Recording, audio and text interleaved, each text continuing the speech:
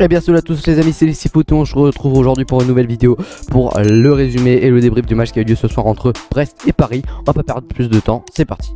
Donc voilà, le résumé toujours en image avec des photos seulement parce que j'ai pas le droit de vous mettre les vidéos, hein, vous le savez les amis. Donc on va commencer par le but à la 23e minute de jeu de Ander Herrera, donc qui ouvre le score pour le Paris Saint-Germain. Une reprise de volée avec un peu de chance peut-être pour Ander Herrera. Ça fait 1-0 du coup au bout de 23 minutes comme je dis pour les Parisiens qui ouvrent le score du côté de leurs supporters.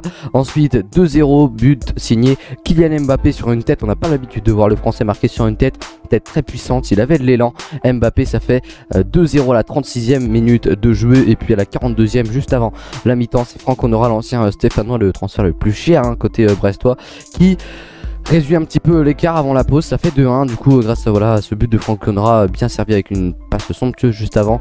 Et puis voilà, une frappe de Franck Honora, c'est magnifique. 2-1 à la mi-temps entre Brest et le PSG.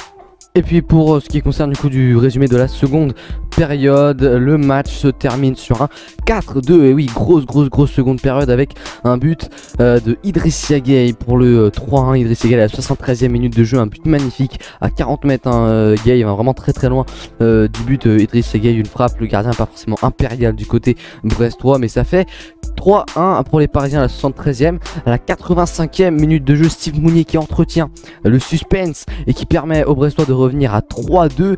Steve Mounier, voilà, but pour les Brestois, là aussi beau but de Navas, petit ballon qui passe entre les jambes sur un petit banc sur Navas, ça fait 3-2 à la 85e. À la 90e minute de jeu, Di Maria qui éteint tout espoir, on va dire, brestois avec un but, sa spéciale, j'ai envie de vous dire, la spéciale de Di Maria.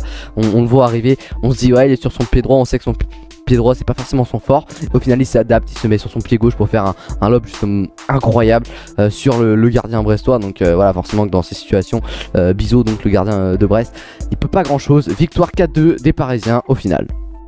Au niveau des statistiques de ce match, toujours très rapidement, la position est de 26 à 74 pour le PSG, c'est tout simplement énorme des chiffres comme ça en termes de possession. 16 tirs à 11 pour le Paris Saint-Germain, 8 tirs cadrés à 3 pour le PSG.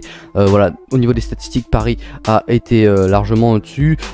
Durant le match aussi, ils étaient au-dessus les Parisiens, mais c'est pas non plus la domination flagrante, étant donné que voilà, ils se prennent quand même de buts. Les Parisiens ne nous ont pas forcément habitués à ça, mais une victoire 4-2 c'est déjà très bien ce qu'ont fait les Parisiens. Et n'empêche, 6 buts en un match, c'est aussi incroyable pour l'instant. Dans cette Ligue 1, il y a beaucoup de buts, puisqu'on est déjà à 60 buts, 66 buts même en comptant ce match, c'est incroyable.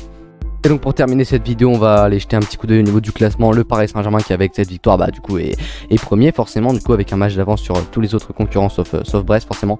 Premier avec 3 points d'avance sur Angers, Clermont et sur juste Angers et Clermont qui peuvent du coup, qui sont les deux seules équipes à pouvoir les rattraper ce week-end. Alors que les Brestois font une mauvaise opération puisque forcément ils restent toujours à hauteur de Rennes, de Reims, de Lens, de Saint-Etienne, les Brestois.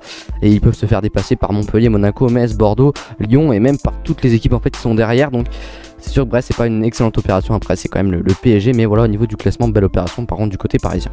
Et bien voilà, c'est la fin de cette vidéo, j'espère qu'elle vous aura plu les amis. N'hésitez pas vraiment parce que voilà, ça me prend du temps de faire ce genre de vidéo, je dois prendre les images des buts et tout en plein match, donc c'est un peu compliqué. Donc voilà, n'hésitez pas pour me soutenir à lâcher un petit like à cette vidéo, vraiment ça me fait ultra plaisir.